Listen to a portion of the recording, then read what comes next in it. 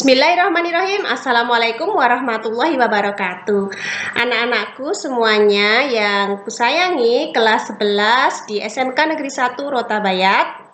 Pada kesempatan kali ini, saya akan menyampaikan materi yang berjudul berbakti kepada orang tua dan guru. Kita simak baik-baik ya anak-anak ya. Nah, sebelumnya mari kita dengarkan kisah tentang Uwais Al-Qarni. Siapakah dia? Uwais Al-Qarni merupakan seorang pemuda yang miskin dan punya penyakit kulit. Tapi Uwais ini seseorang yang patuh dan hormat kepada ibunya. Suatu ketika, Uwais ini meminta izin kepada sang ibu untuk pergi ke Madinah dalam rangka untuk bertemu dengan Rasulullah, karena Uwais ini sangat cinta terhadap Rasulullah. Sang ibu pun memberikan izin, tetapi dengan syarat agar segera pulang kembali karena ibunya ini juga sakit-sakitan. Akan tetapi sampai di Madinah, Uwais ini ternyata tidak mendapati Rasulullah karena Rasulullah sedang pergi berperang. Dia hanya bertemu dengan Ummul Mukminin Aisyah. Nah, pada lain kesempatan, sang ibu meminta Uwais untuk mengantarkannya pergi berhaji. Padahal sang ibu lumpuh. Akhirnya Uwais ini menggendong ibunya dari Yaman sampai ke Baitullah di Mekah. Ketika tawaf, ibunya pun berdoa. Seketika itu juga penyakit kulit yang diderita Uwais Al-Qarni akhirnya sembuh dan menyisakan tanda putih yang ada di telapak tangannya. Dari situ nanti Uwais Al-Qarni bisa dikenali. Nah, Rasulullah pernah berkata kepada sahabat, suatu ketika apabila kalian bertemu dengannya, mintalah doa dan istighfarnya karena dia adalah penduduk langit, bukan orang bumi. Lalu Umar bin Khattab dan Ali bin Abi Thalib sepeninggal Rasulullah mencari Uwais Al-Qarni dan mereka akhirnya bertemu dan mengenali Uwais dari tanda putih yang ada di telapak tangannya seperti yang diceritakan oleh Rasulullah. Nah, dari Uwais Al-Qarni tadi kisahnya bisa kita ambil hikmah bagaimana seseorang yang berbakti kepada ibunya itu akhirnya bisa menjadi penduduk langit, meskipun di bumi dia bukan siapa-siapa.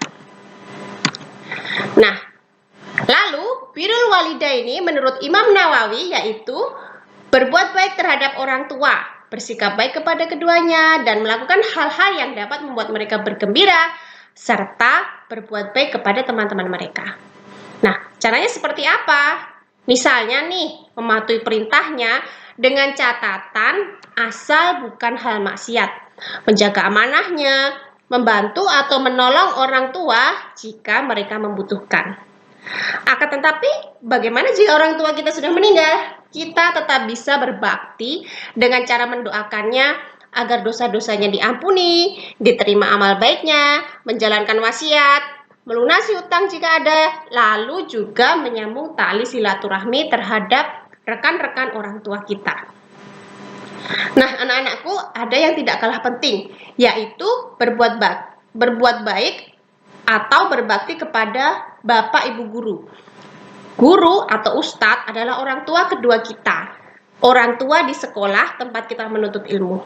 Karena jasa bapak ibu guru terhadap kita sangat besar, telah mengajar dan mendidik kita, mentransfer ilmu agar kita menjadi manusia yang bermanfaat bagi orang lain.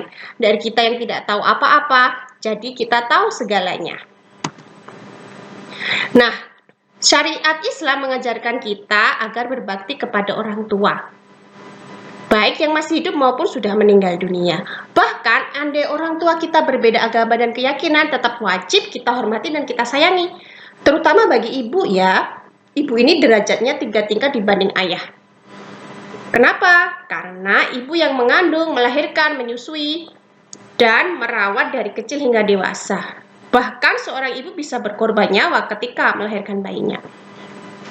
Ketika mengandung, seorang ibu mengalami susah dan payah, derita di atas derita, atau yang disebut wahnan ala wahnin ya dalam Al-Quran.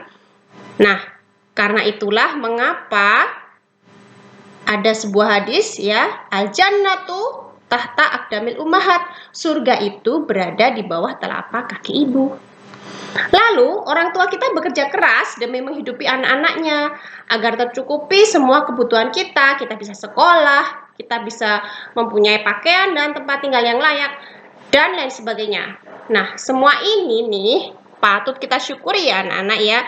Tidak boleh kita membebani orang tua dengan menuruti keinginan kita di luar batas kemampuan orang tua kita. Selanjutnya, dalil-dalil yang berkaitan ada surat Al-Luqman ayat 14 ya. Itu bisa kalian baca, juga Al-Isra ayat 23 dan 24 tentang perintah berbuat baik kepada orang tua, tidak boleh berkata kasar, kita harus berkata yang baik dan lemah lembut.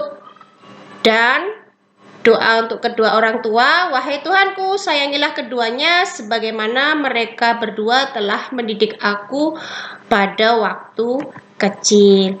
Nah, ini kita semua hafal ya doanya. Allahumma gfirli wali walidayya warhamhuma kama rabbayani shaghira. Lalu ada hadis tentang birrul walidain. Ridhallahi fi ridhal walidain wa suhtullahi fi suhtil walidain. Yaitu ridha Allah terletak pada ridha orang tua kita dan murka Allah terletak pada murka orang tua kita. Nah, sebelum Ibu tutup, alangkah baiknya ya jika apa yang Ibu sampaikan di sini bisa diterapkan dalam kehidupan sehari-hari ya. Karena selain itu amal yang disukai Allah salah satunya adalah berbakti kepada orang tua ya. Jadi 3 amal yang disukai Allah, yang pertama sholat tepat waktu, yang kedua birrul walidaini atau berbakti kepada orang tua, dan yang ketiga jihad fisabilillah atau berjuang di jalan Allah. Ini termasuk salah satu amal yang disukai Allah. Misalnya nih, orang tua membutuhkan pertolongan kita tidak perlu menunggu sampai orang tua meminta pertolongan. Kita harus tanggap terhadap keadaan orang tua. Dan sekali lagi, jangan sampai kita, apalagi kita sudah balik, sudah dewasa, bisa membedakan mana yang benar dan salah. Jangan sampai menyakiti hati orang tua kita dengan perkataan yang kasar mungkin, ya, jangan sampai menyakiti hatinya, dan lain sebagainya. Nah, demikian ya anak-anakku, materi kita secara singkat dan ringkas sudah saya jelaskan, semoga bermanfaat. Assalamualaikum warahmatullahi wabarakatuh.